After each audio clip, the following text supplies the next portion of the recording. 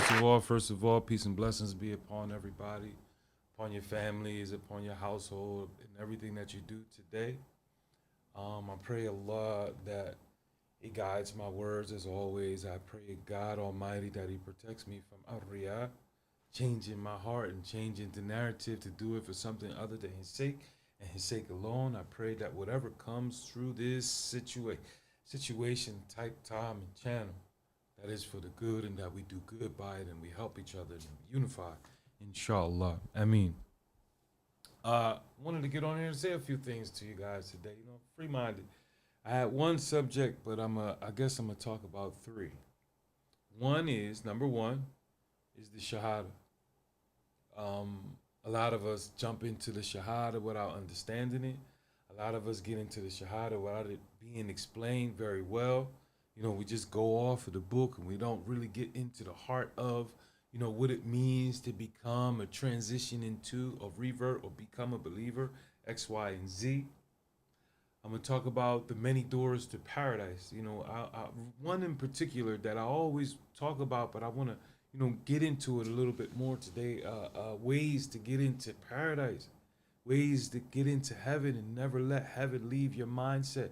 Never let the good or the light of the situation leave your mindset.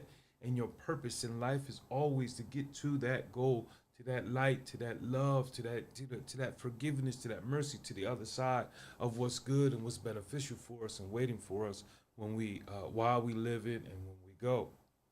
And the last, I want to talk about some general advices, things that I've been seeing throughout the week that's been going on. Really, I like to give advice based on what's going on with myself because I see general things. I know I'm not the only one going through a lot of things. So, inshallah, without further ado, inshallah, I want to get into this issue of Shahada. I remember when I was coming into the religion or Islam or of Islam and the way of life of Islam, I was having a hard time letting a lot of things go. One, through my ignorance and misunderstanding of the religion. Two, through impatience and impulse and being hasty. And so I didn't understand, before I came in, I thought it was, a gang. I thought it was, something other than what it actually says it is. And I was doing that through my actions, inshallah, alhamdulillah. And all praise be to Allah, all praise be to Allah because it's worth telling the story of it.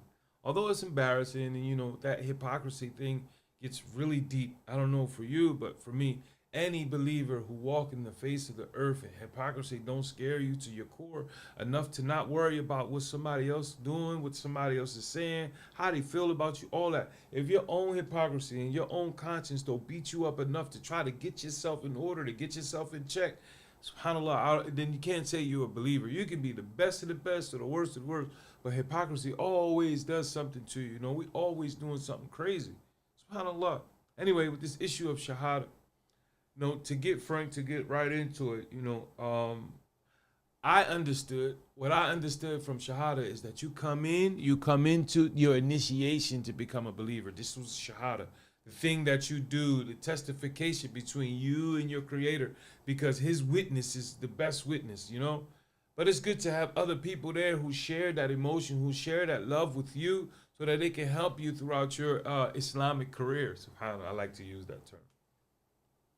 But from what I read and understood, it's a testification with your whole heart that no matter what the task in life or what life brings you, that with your whole heart you surrender to the will of God, to the rule of God, to the knowledge of God, to the revelation of God, to the way of God. You surrender your whole self to that. You become a slave to it of sorts.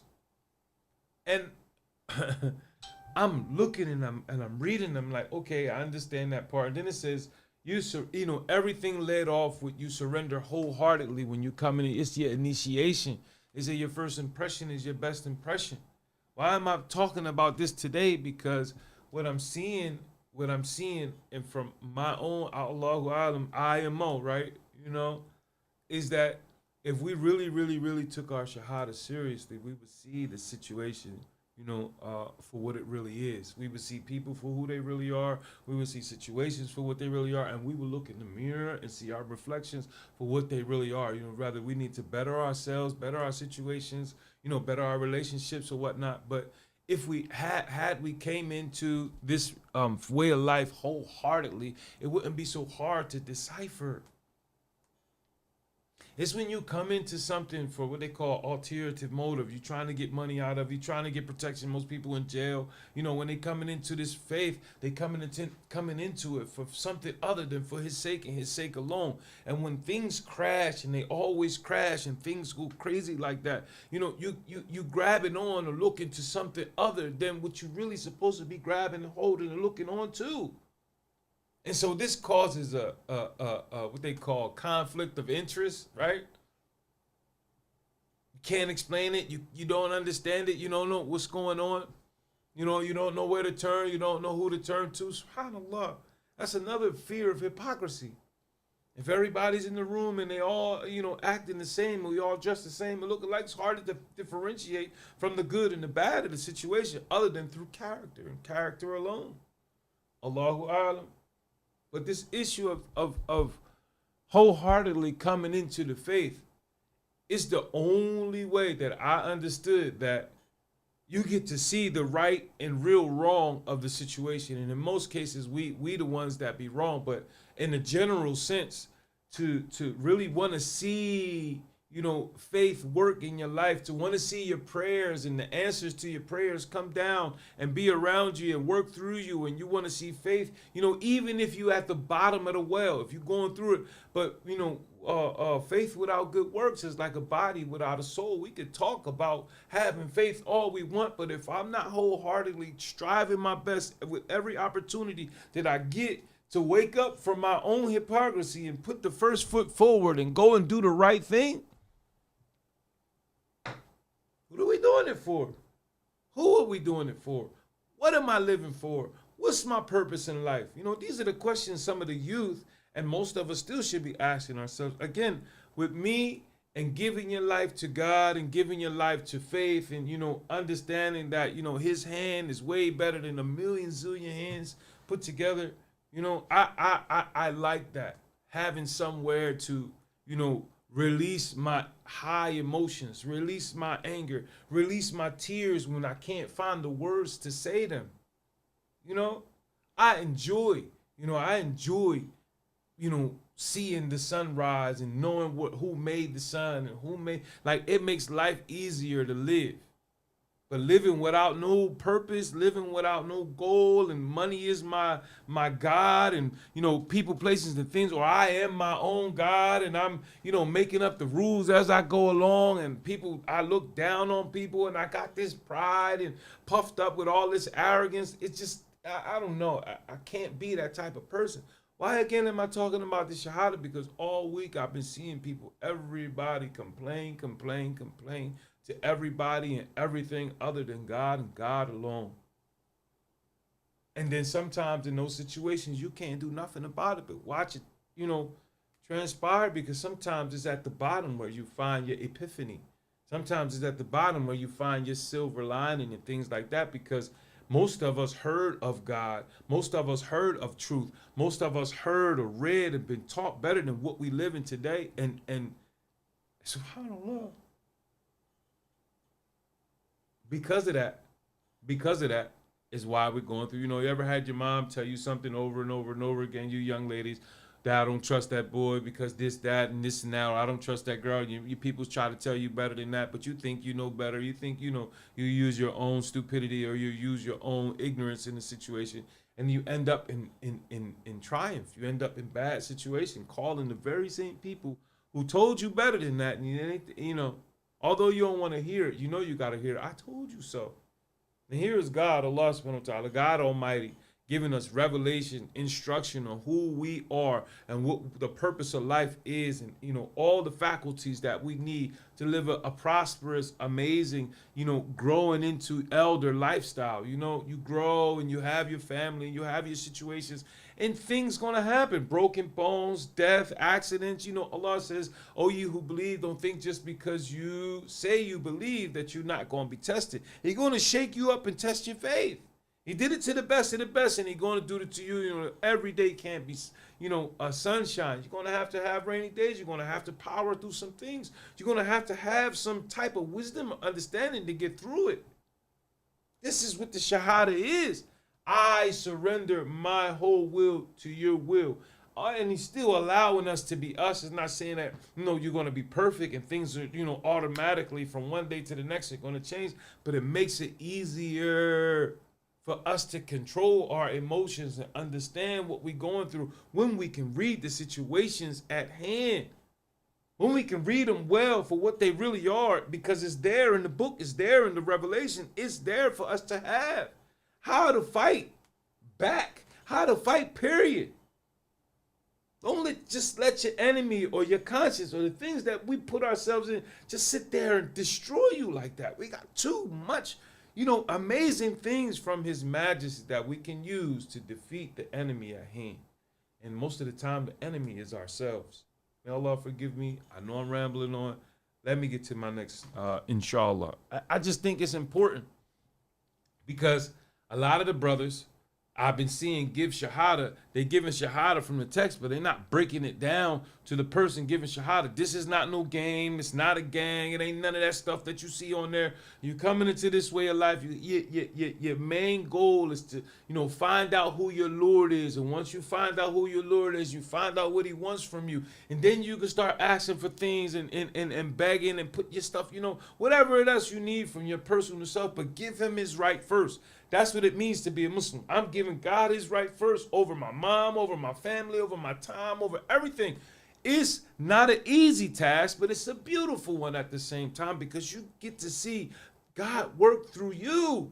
If you're the first one to take Shahada and you teach that through your family and you watch it grow and you watch it grow off of them, man, it's so amazingly beautiful to see. Your daughter, your son, your wife, your mom, somebody turn to God and give God that all that He deserves, that love that He deserves because your sacrifice, you took your sacrifice, got out of the street, got away from them guns, got away from them drugs, got away from them nasty boys and girls, and got away from all of the rhetoric in the world and wholeheartedly turned your purpose in life and your goal and what's going on with you to God and gave God and still became a doctor and still became a lawyer and still became somebody successful. You know how amazing that is to become the beacon of your family, to see that, if he can do it or she can do it or they can do it, then so can I. And they find joy in showing you that they love God too through it.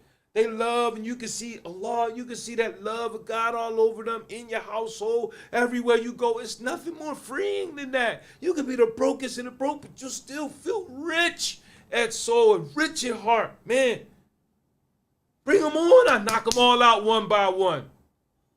I'm just saying, the devil's going to come. It's important that we do that. It's important that you take my promise to God, my oath to God, my oath to that.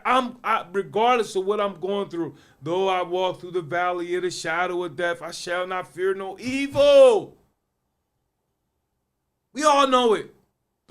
What are we doing about it? Are we wholeheartedly into our faiths? Because that's the only way we're going to see our way through these holes and pains and depressions and anxieties and things that we dug ourselves into, and we clawing and scratching at our faces and backbiting and slandering and hating each other, trying to get out of situations that we put our own selves into.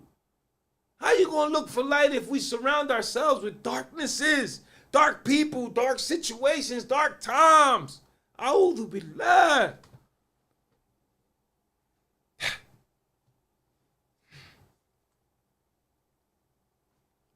Okay, subhanallah. So another thing that I want to make clear, let's move on to number 2, free mind, and I'm spending time with you guys, inshallah, because I need it. Just like the prayer, just like the water and wudu, just like your brotherhood, just like those lines of salat. I don't know about nobody else, but when I ain't around that type of vibe, good vibe, like I can trust you, I can be around you, I can pray with you, I can smell the Jannah,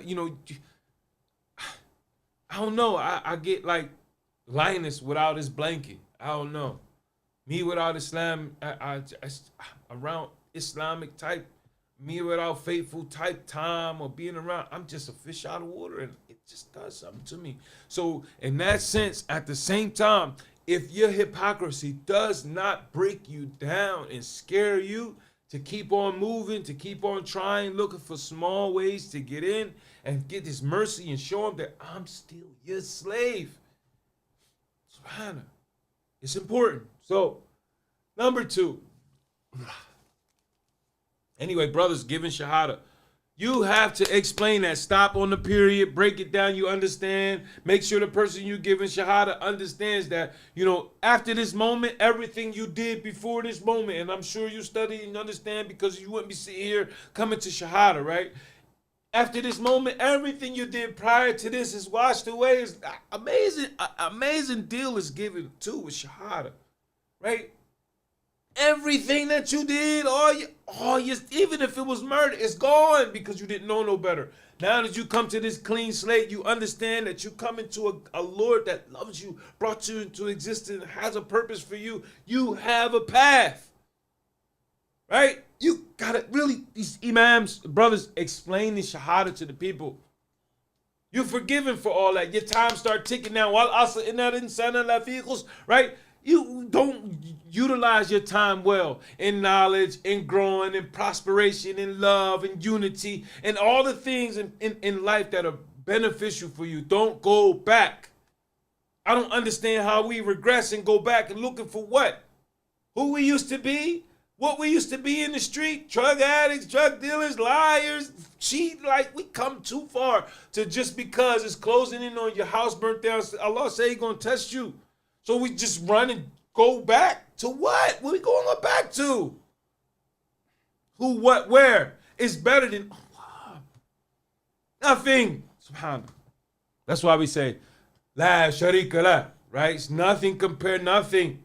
Subhanallah. Nothing's greater. And sometimes as human beings, we're going to have softness in our heart. A little bit too much mercy, a little bit too much love, because that's your practice of your faith. That's the love that is overwhelming inside of you, that even though you see your loved one or your situation not the way it's supposed to be, you still try your best. Don't go overboard, but we still trying our best to bring about a greater good through the situation, and we get taken advantage of at times. That's why it's good to have Allah first, because Allah puts limits and boundaries on how much we love a person, place, or thing, especially when it jeopardizes your love and your relationship with His Majesty Almighty. It's important. Monotheism needs to be explained there, and polytheism, all that making up your own God, hanging talismans and all that superstitions, breaking mirrors and good luck and bad luck, birthdays and gotta wait for special days and all that stuff that people spending money and stressing and doing all these things about. We don't do that. Every day, every opportunity, every moment is special and sacred for us. We looking for that stuff. That's what we live for. The truth and the matter to be manifest before your eyes. Because sometimes it's what they bringing and putting on you or on your deen, that's what's destroying the whole situation. And if and until that person, place, or situation wakes up to the destruction that he or she or they are causing, it'll only get worse.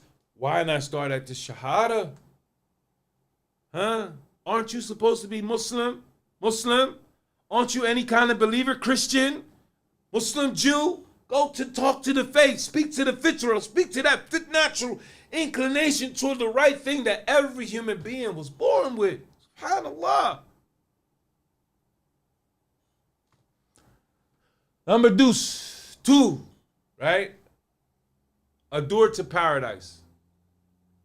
in the life of a believer, my life, or our lives, inshallah, right? God willing. It says that, they went to our messenger, peace and blessings be upon them all.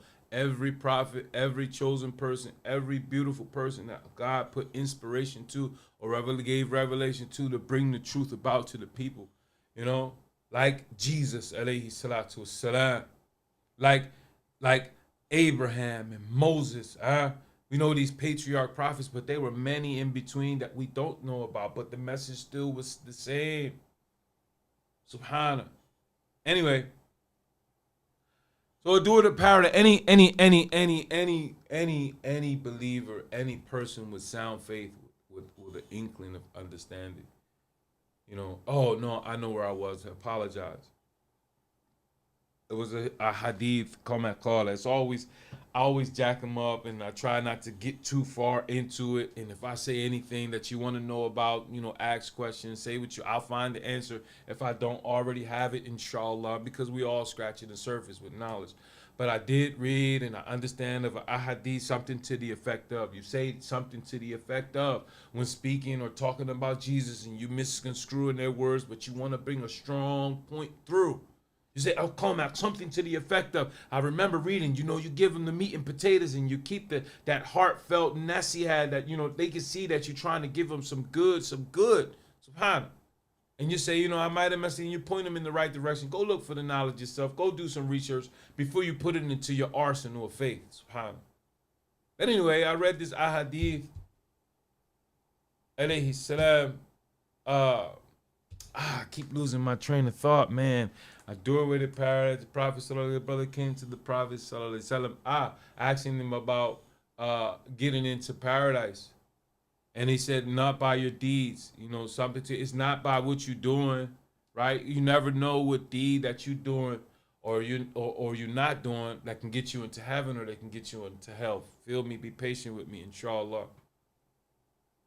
And he said, even you, like you the prophet of God, you teaching us all these amazing things. Like, bro, don't nobody know what's in the heart of an individual or the full closet, but God, what's really going on in all of our closets. Anyway, so the prophet took the example, took the opportunity to say, just because I'm a prophet, just because don't change the fact that I'm a human being. I'm a human being. Jesus Christ was a human being. Huh? Moses, they all was human beings, yet they did all these amazing miracles and things to prove that his majesty was the more important issue here, or issue at hand, or subject at hand here. It's not me. Jesus always says, not me. It's him who sent me to you. Subhanallah. Right? So they went to the prophet, or the brother went to the prophet, and it's not even you. Nah, it's by the mercy of Allah. It's by his love of something that you did or between you and God from the billions and millions of things that you did and you didn't do. One of those two things or one of those things that you did can get you in or can get you out. Same as with the A'udhu Billah of our enemy. The only thing he did was deny. I ain't bound down his arrogance. Imagine arrogance and pride being the reason I don't get into heaven. When we die, to see all of our loved ones that we crying and stressing and going through it all about, but we not doing nothing to honor their deaths, to honor and remember that situation, or put those lessons that's those good, my grandmother, my auntie, my people that teach me good. We're not putting those lessons into practice, but we want to see them again, but not doing nothing to get there. In fact, we do a majority of the things to get us out of that situation. We got to climb our way back up into heaven, fíjate. It's the truth. Telling the truth, being upon the truth, understanding, love, and supporting, fatherhood and true fatherhood. And listen, it's a battle. But it never leaves your mind that I want in. It's got to be a place better than this place. Watching children burn, watching bombs watching people go hungry, watching the lights be turned out on people, watching women put their kids in microwaves, and watching people hate themselves to the degree that they want to change themselves and be all beat up by you. We better than that. I know it's a world better than this one. Although this one is very, very beautiful, and I met some amazing, and I know some amazing, beautiful people in situations. But I want what Allah says is greater. He got something greater for me. I want that. I want to see it. And two, right? If we call ourselves any kind of believers, there's no way in my purpose or of my purpose or within my purpose in life that I can't say I don't want to meet my creator. Like I dream about it. I like what he look like, what I and I'm not thinking human being. I know it's something I can't even fathom it, but I have to. I just, even if I know my punishment, I'm gonna get punished for. Can I give you a hug? Can I say thank you? Can I, you gave me the amazing opportunity to be part of the greater good in life. And if you're not a believer, you don't want to see your creator. Like, one way you're going to meet him or not. You're going to meet him, you're going to stand before your Lord. But you want to meet him with honor. I tried. I gave myself to what you said the Shahada means. Huh? Anyway, this door. I'm still on a second. Anyway, this door to paradise. The believer, we're looking for ways to enter paradise. Look for what the prophets say you can enter paradise through.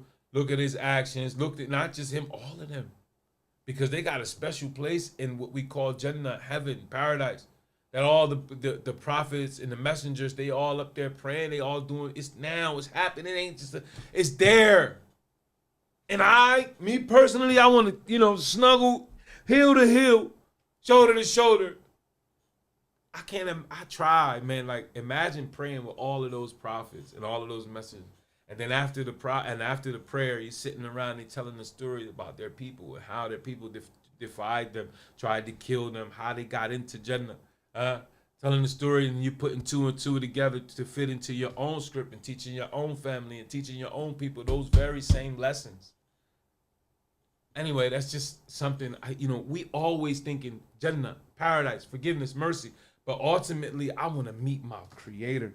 I want to meet my maker who made me so unique and beautiful. Like, it made ways for me every time I cried out to you, every time I opened my hands to you. I can't remember one time you ever let me down. Even if you told me no.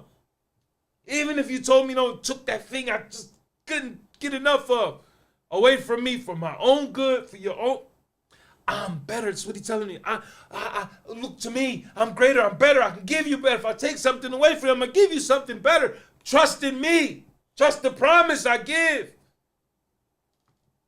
But we too stuck on everything else but his majesty. Why? Because either we didn't come into it right, or we didn't read it right, or we just misunderstanding our revelations. That's why it's not working for you. The only way to see faith works through you is to put it into practice through knowledge and wisdom and understanding. The closer you get to his majesty, the more it reveals itself to you. And you start taking your paths better. We start taking our paths better, even if it means my own sanity to be alone, away from the crowd. MashaAllah. Allah willed it for that because I got more time to spend, get closer back to you. I've been spending all this time away from you this time. Now you put me in jail. You put me in a situation. I might be in the hospital. I might be going through it. That's the truth and alone. But now is the time. Now, when life's problems bring you down to your knees and you're going through it, why not take the opportunity to pray? But most of us getting on our knees, looking under the bed, grabbing that gat. We looking for everything on our knees other than, feel me? So, one door that I know for sure that we all can get into Jannah on. If you're the worst of the worst, if you a menace to society, if you're going through whatever it is that you are or we can become, here's a sure shot way for us to really get back great with God, right? And another way to get back great here while you're living and when you die. Take care of your mother. You hear me? I say, take care of your mother. Respect your mother. I'm telling you, one sure shot way to get on the right side of God and always have his majesty's favor for you is to treat your mother kindly. Look at the way Isa treated his mom.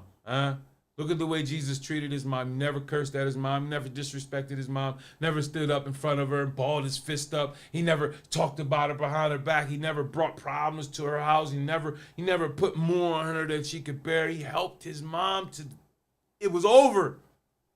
Sure enough, paradise, Allah says, having this thing, issue of heaven, and finding a way into heaven and finding a way out of your misery and stuff, it lies at the feet of your mother. Honor your mom, honor the good and what she gives you, and knowing the difference between your mother's because we all have some ignorances with us, and the wisdom that she gave to walk and talk, respect yourself, love God, all the truth and good things that lead back to truth from God. You put that into practice, and all the things that don't mix and don't fit from her own thing when she got to stand before God on her own thing, because she's a woman too.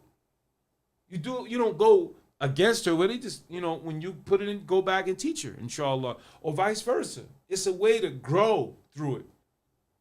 Closer you be to your mom and kinder you treat your mom, you start changing yourself, because you can't imagine somebody one day, subhanallah, one day your daughter's gonna be a mom. One day your granddaughter's gonna be a mom. They're gonna be somebody's auntie, and the things, subhanallah. You want somebody to respect them the same way you respect your mom, and letting them see how you respect your mom is good with God first, and it also cultivates, it also teaches. It's a way to teach. So that's a sure shot. Like, from what I understand, the more sincere and loving you are and respectable you are to your mother according to his will and not your own. Like, you don't limit how much you give. You got to go look for how much Allah says, or how much Deen says, or how much Revelation says to give. You love in boundaries. But that issue with the mom and how honored and high the mom is, soon as you start disrespecting and slandering somebody's mom, if it's not your own, you quickly get on the left side of God. And God is swift in accounting. Might not take your life right away, but you're going to go through some things if and until they say you respect, you got to, you're going to take his respect from you. Sometimes, in most cases, that one woman that you disrespecting that much the most, gotta take her away from you in a subtle way. That soul will get taken away from you. And the worst pain in the world is to love something when it's too late, after you've been disrespecting that woman for so many years. May Allah allow us to, fix our situations with our mothers. May Allah bless our mothers. May Allah give them the respect that they deserve. And may we honor our mothers by putting those good things that they taught us while we were young into practice. Start listening before you speak. Subhanallah. And lastly, I don't want to be on here too long. Some general advices. I think that it's important, that we talk to each other and stop talking about one another.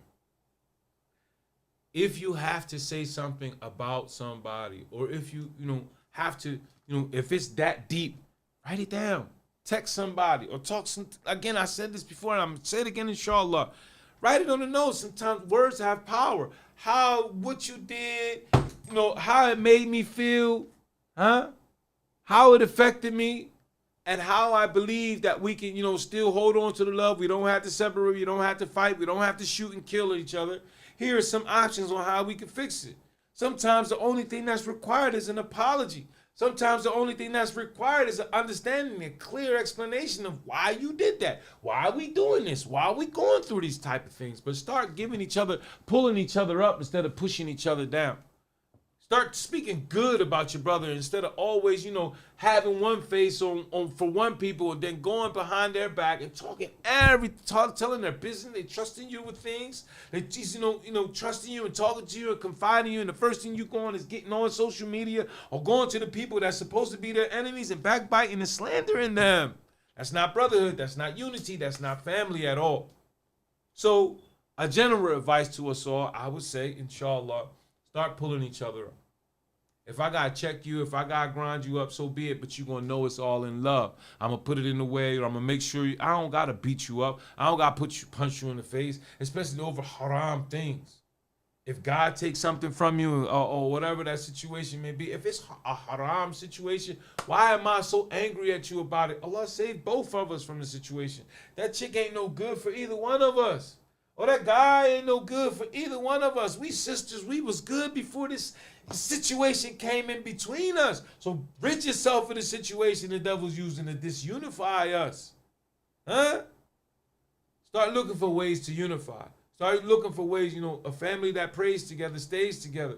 Before you pray, talk to your brother or your sister or your situation or whatever. This is what we're going to pray for. Our masjid, our community, our home, our love to tighten up. I apologize if I offended you, but you my brother, you my, start, unifying.